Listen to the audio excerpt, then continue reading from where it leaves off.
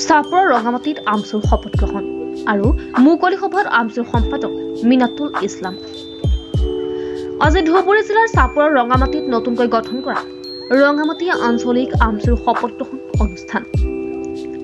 উক্ত শপত গ্ৰহণ অনুষ্ঠানত মুখ্য অতিথি হিচাপে উপস্থিত থাকে সদৌ অসম সংখ্যালঘু ছাত্ৰ ইউনিয়ন চমুকৈ আমচুৰ কেন্দ্ৰীয় সম্পাদক মিনাতুল ইছলাম। সংখ্যালঘু জনগণক উদ্দেশ্য কৰি তেখেতে কেইবাটাও গুৰুত্বপূৰ্ণ মন্তব্য কৰা দেখা যায়।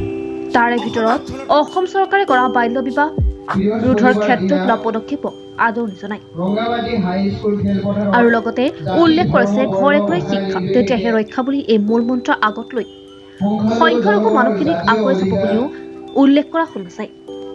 শেষত ৰঙামাটিৰ এই মুকলি সভাত আৰু কি ক'লে শুনোৱা হওক।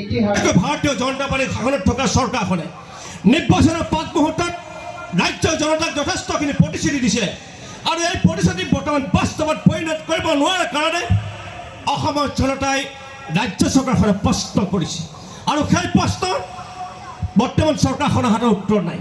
যেতিয়া উত্তৰ নথকাৰ কাৰণে অসমৰ সংখ্যালঘু ৰাইজক তেওঁলোকে বাছি বাছি উচ্ছেদ কৰিছে। আমি উচ্ছেদ বিৰোধী নহয়, আমি স্পষ্ট কৈছোঁ আমি উচ্ছেদ বিৰোধী নহয়, কিন্তু আমি উচ্ছেদ বিৰোধী কৰিম কেতিয়া? যেতিয়া অন্যায় কৰিব, যেতিয়া অবৈধভাৱে উচ্ছেদ কৰিব, যেতিয়া অমানৱভাৱে উচ্ছেদ কৰিব।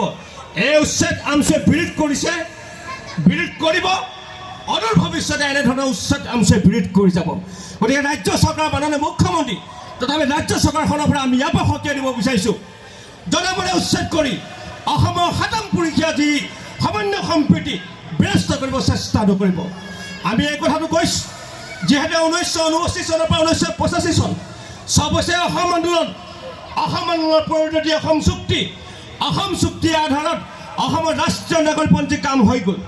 মাননীয় উচ্চ ন্যায়ালয়ৰ পৰা কঠোৰ নিৰীক্ষণত আমি এটাই নিশ্চয় NRC পৰীক্ষা দিছোঁ, কিন্তু 1970 চনৰ 25 বছৰ পূৰ্বৰ বৈধ ভাৰতীয় নাগৰিকক তেওঁলোক এখন অসমৰ অসমীয়া, তেওঁলোক এখন ভাৰতৰ ভাৰতীয়, তেওঁলোকৰ লগত ষড়যন্ত্ৰ, তেওঁলোকৰ লগত চাল চাপৰি, তেওঁলোকৰ লগত ৰাজনীতি, তেওঁলোকৰ লগত ষড়যন্ত্ৰ কোনো কালে কেতিয়াও সহ্য কৰা নহ'ব। লগে আৰু এটা কথা ক'ব বিচাৰিছোঁ, এখন অসমত 1970 চনৰ 25 বছৰ পিছত 5 মিনিট পিছত যদি কোনোবা মানুহ ইয়াত আহিছে, সি মুছলমানে হওক বা সি হিন্দু হওক, আমচুৱে কোনো কালে কেতিয়াও মানি নলয়।